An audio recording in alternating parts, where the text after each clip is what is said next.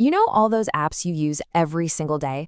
Ever stop and think about how they actually get made? How they go from just a random idea to a real working thing on your phone? Well, it's not magic. It's actually a pretty well-defined journey. And today, we're going to walk through that entire process, from that first spark of an idea all the way to a polished piece of software. So let's dive in. So, yeah, how does an idea become an app? That's really the big question here. You might have this image of a coder just typing like crazy in a dark room, but the reality? It's way more structured. It's a collaborative roadmap that turns a simple concept into a product that you and I can actually use. All right, first things first. Before anyone writes a single line of code, the most important part is the planning. Seriously, think about it like building a house. You wouldn't just show up with a pile of bricks and start stacking them, would you? Of course not. Same thing with software. This first stage is all about creating the blueprint. This is what we call the what phase. Imagine you're describing your dream house to an architect. I want 3 bedrooms, an open kitchen, huge windows. In the software world, that's called requirements gathering. The end result is a big document, usually called a software requirements specification, or SRS. And it's basically the ultimate wish list. It details everything the software has to do. And why is this so critical? Because if you skip this, you could spend months building something nobody actually asked for, a total waste of time and money. Okay, so we've got the wish list. Now we get to the how. The design phase takes that list of wants and needs and turns it into a detailed technical blueprint. A lead engineer will figure out all the different pieces of the system, how they'll talk to each other, what the security looks like, how the data will be stored, everything. This is the exact plan the developers are going to follow. A bad design here? That could lead to an app that's slow, easy to hack, or just impossible to update down the road. So, with that solid blueprint in hand, it is finally time to start building. But here's the thing.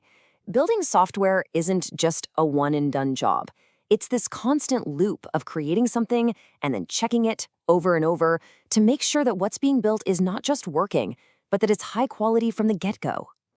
See, good code does more than just work. It has to be clean, consistent, and easy for other developers to understand later on. Let's go back to our house. It's not just about putting up walls. It's about using the right materials, the right techniques to make sure that house is strong and safe. If you cut corners here, you end up with something engineers call technical debt. And that debt makes every single future update slower, harder, and way more expensive. So how do developers make sure the quality is there? Well, for starters, they follow shared standards and styles, just so everyone's speaking the same language. They also use these cool automated tools called linters. Think of them like a spell checker for your code.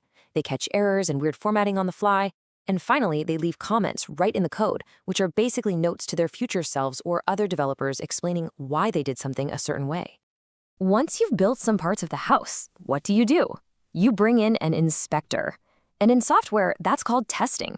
It's this whole process of making sure the software actually does what it's supposed to do and that it's free of nasty bugs.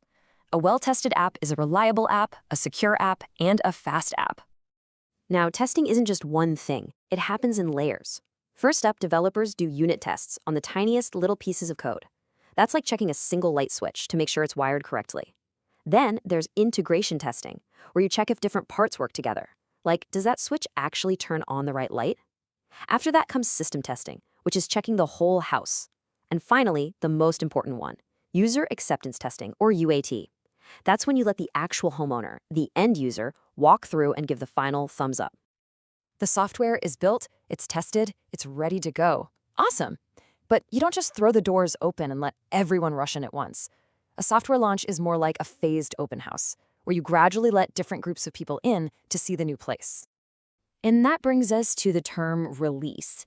It's pretty simple. A release is just when a new or updated version of the software is officially sent out. This isn't just a one-time thing either. It could be the very first launch, or it could be an update with new features a year later. The key is that it's a controlled process, which leads us to the different stages.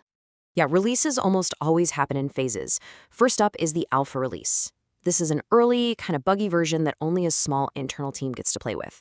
Next is the beta release. Now we're opening it up to a limited group of real users out in the wild to see how it holds up. Then, after you've collected all that feedback and fixed the bugs, you have general availability, or GA. That's the big one, the stable, polished version that goes out to everybody. This whole phased approach is so important because it's all about managing risk. It's way better to find a huge problem with a few hundred users than with a few million. Okay, our product is finally out in the world. The journey's almost over, but there is one last, absolutely crucial step: documentation. I mean, a great product isn't so great if nobody knows how to use it, right? Or how to fix it. This step is like the owner's manual for a brand new house. It gets overlooked a lot, but it can make or break a product success.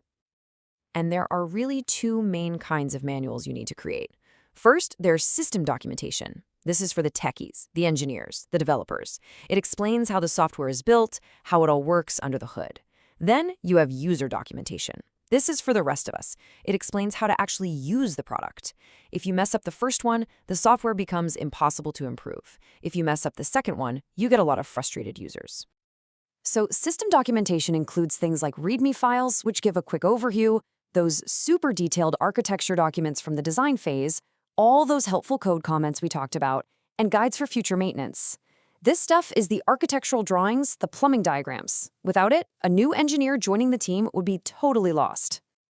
And on the user side, we have the stuff we're all familiar with. Things like user manuals, how-to videos, those little helpful tooltips that pop up inside an app, and of course, online help centers.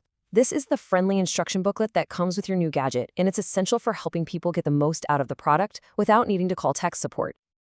And there you have it. The journey is complete. We've literally gone from a simple idea to a detailed plan, all the way through construction and inspection, and finally delivered a high-quality product into the hands of real users, complete with a full set of instructions. So let's do a super quick recap. The 6 key processes that take an idea and turn it into an app are requirements, design, coding, testing, releases, and documentation. Now, following this whole process definitely greatly increases your chances of building something awesome. But it does make you wonder, even if you have the best possible blueprint and the most skilled builders in the world, does a perfect process ever really guarantee a truly perfect piece of software? Something to think about.